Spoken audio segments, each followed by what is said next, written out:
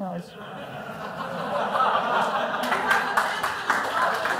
they have an interim government, so they're cool. And of course, you know, in Germany we have places like Munich and many other towns that are doing very cool things and really stuck their necks out. I am, as we speak, in the process of trying to export this idea and the document and stuff to the UK, which is why I pushed so hard for an English translation. And I'm hoping to work together with, you know, other people in other countries to see if we can get this, you know, in Parliament there and on the policy, because we sort of, you know how the trick works, and you know, we can maybe help out other people. So I'm hoping we can basically make, you know, get from Reykjavik to the Urals, make this an open standards zone. I think that would be cool. So somebody's going to need to lead that charge, basically, and that's going to cost you some time and some effort, and you know, you need to not do other things, maybe watch less TV or whatever. Yeah, it comes. I mean, it doesn't come with real personal risk. Well, I was hit by a car a couple of weeks ago, and there were quite a few people who asked me, you know, if a certain corporation was involved, and there's no evidence for that, so I don't think so. Yeah, people sometimes ask, aren't you afraid? And I said, no, I don't. I don't think they're that stupid. They're stupid, but not that stupid. But somebody needs to do it. I mean, the single thing I learned most is that if nobody does anything, then nothing changes. So, you know, you can be angry about if you're a German and you need to, you know, fill in your digital taxes on a Windows machine. You can be angry, but that's not going to change anything. What you need to do is, you know, get together with a bunch of people, write a very stern letter arguing it, and talk to the press and say, hey, you know, the national government is forcing me to buy products from a convicted monopolist, which is, you know, bad. They can usually understand it. Now, while you're doing that, you will be called all kinds of things. You know, I've been called an extremist and you know, all kinds of things. I've even been called an idealist, which in Dutch political sort of atmosphere right now is really a sort of a bad term. It's really something you want to avoid. And if somebody calls me an idealist, they always say, yeah, of course I'm an idealist, and why aren't you, and stuff like that. And so it's a bit like most of these people, when they were doing their thing, that's Aletta Jacobs, for those of you who aren't Dutch. She was the woman who said women should have a vote in the Netherlands in 1910. And she was called an extremist, and she was laughed, and of course eventually women got the vote. And I don't think anybody wants to change that. So most of these people at some point have been called extremists. He's been called a terrorist, actually. And, you know, there you go. Things change. So, you know, the first phase where they ignore you is going to last quite long, generally. I mean, it's, you know, it ramps up. So you're going to be ignored for quite some time. It's going to be quite frustrating, and you're going to be laughed at for quite some time. That's going to be frustrating too. And then they fight you, and then you know, we're getting somewhere. When companies start making you offers to quit for money, then you really know you're getting somewhere. And then, of course, you win.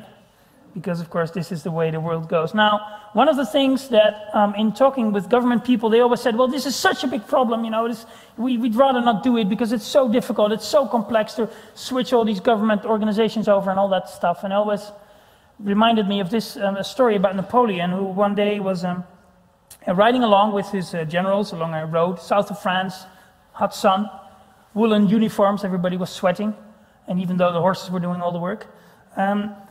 And so Napoleon had sort of an idea right there, and he said, you know what we're going to do? We're going to plant trees along all the roads in France, and then the trees will give shade, and the soldiers can march in the shade, and they will be much fitter when they come to the battlefields, which, you know, is a very good idea. Now, of course, all the generals didn't want to be involved in, you know, something that looked like agriculture and gardening, so they all started to think up reasons very quickly why that couldn't be done, and why it shouldn't be done, and why it was very difficult and impossible. And then one of the generals said, well, Mr. Bonaparte, you do realize that it takes a long time, and it'll take 20 years before the trees are tall enough to provide the shade. And of course, Napoleon then said, well, of course I know that. That's why I want you to start planting tonight. Because it's a big problem, and a big problem, it shouldn't be the reason to put off the solution. It's a reason to start right now. So that's what I've been repeating.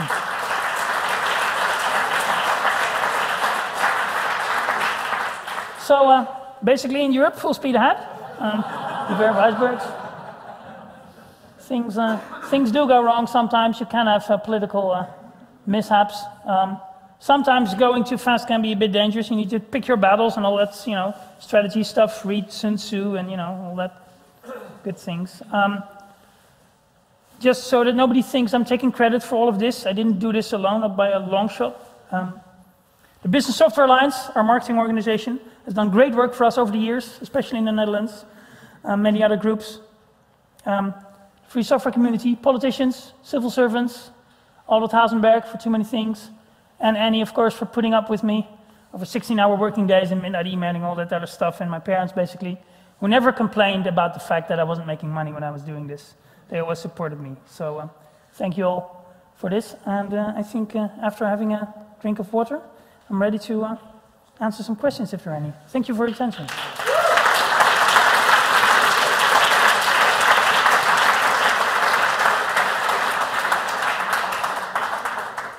Yeah. What's with government finance software that is developed by some small software studio? Has it to be an open source solution also? Under the new policy, anything that is developed with public resources, the intellectual property becomes owned by the government and therefore by all of us. Oh, that's great. Yeah, yeah. But that's a new idea, so it's just sort of, just now become policy.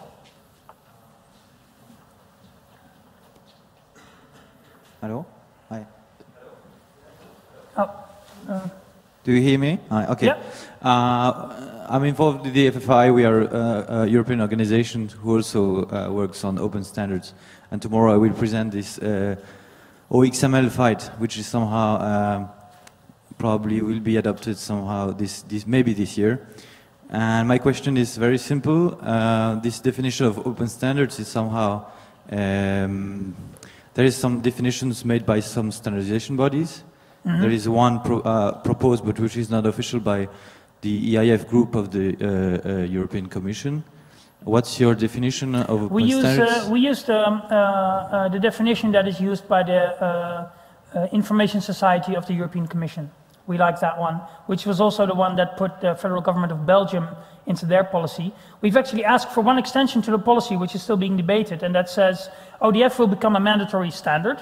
Now, in the future, it's possible to expand that with other standard, which made Microsoft jump for joy. Sort of, it was their sort of way out, they thought. And then what the federal government in Belgium did, they said, well, if we add new standards in the future, meaning, for instance, maybe OOXML or whatever, if we do that, that standard, whatever it is, needs to be backwards compatible with ODF.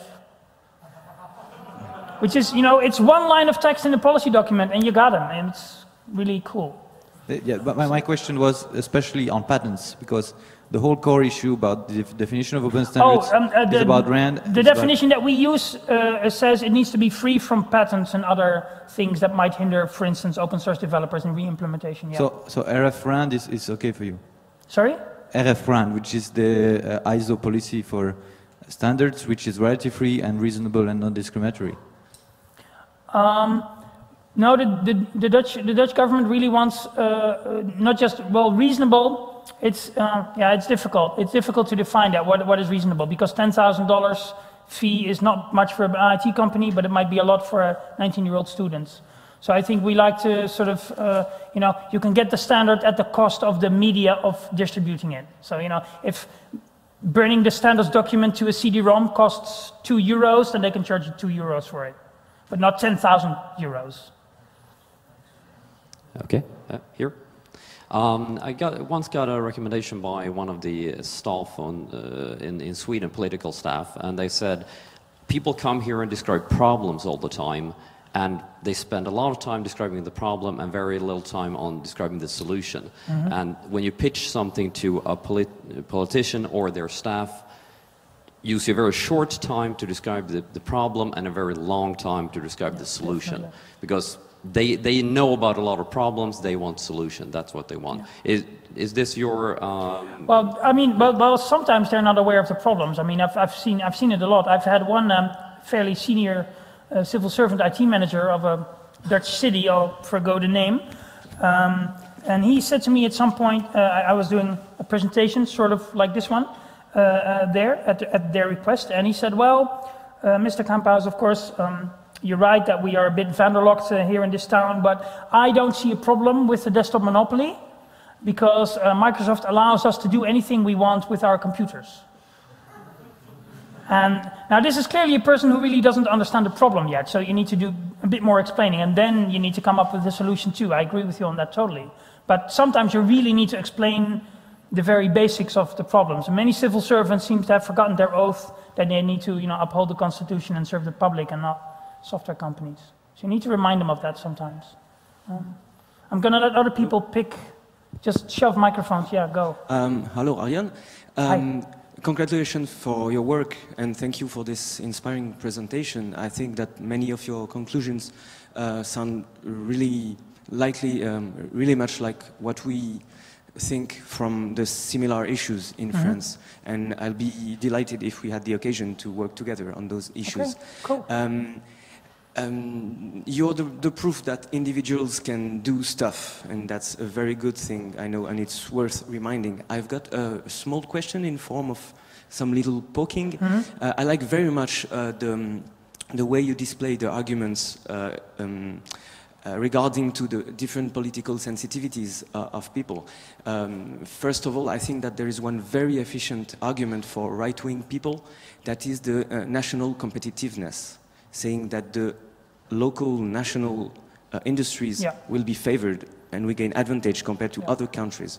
This is very efficient. Yeah, local businesses, the University of Maastricht, Merit, the Merit project did a very good study on that. Yeah, exactly. But you can Google for it, and it's a great document, and you can shove that into, you can give the summary to the top guy and the rest of the document to his staff, and it's really great stuff. This is very efficient, and I just wanted to, my question was, on all those arguments, many of them sound like they're, to me, like they're more into the free software side than on just the open source pragmatic business ideology. So is there a special reason that you use more the word open source than free software? Like many people, I think I learned about open source and free software pretty much about the same time, but open source has just been doing a better job of marketing. So at least some people, in the political landscape, have heard of open source. Free software is an unknown term. I just wanted them to listen to the concept at all. I don't want to start by explaining the difference between the two, because that's going to be quite convoluted.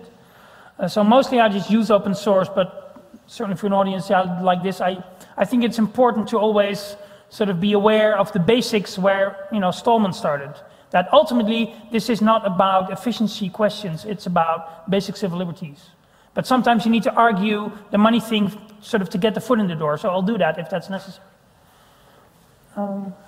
Just a question, yeah? Okay. So again, thanks very much for the efforts, really appreciate it.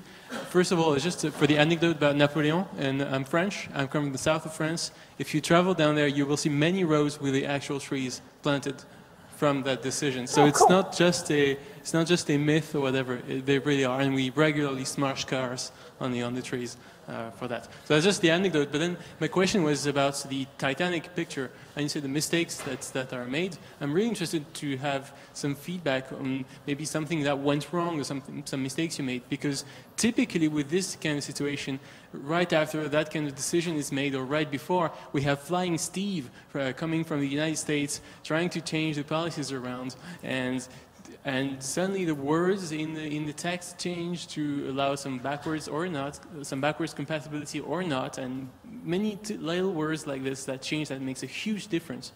To give a recent example, just in Nigeria, they bought, I think, 17,000 computers with Mandriva Linux pre-installed on them, and they're going to install Windows on them.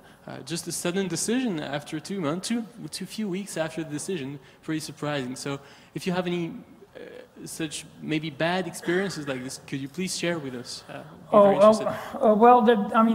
have been many, also in the Netherlands. Also in the city of Amsterdam, we had a big software procurement gone bad, basically, where the city was going to buy for 3.5 million euros worth of software, and that hadn't gone through a procurement process either. So then one of the city council members basically had to leave. It was, kicked out, and then ended up in parliament again, which sort of makes you wonder, but that's how these things go.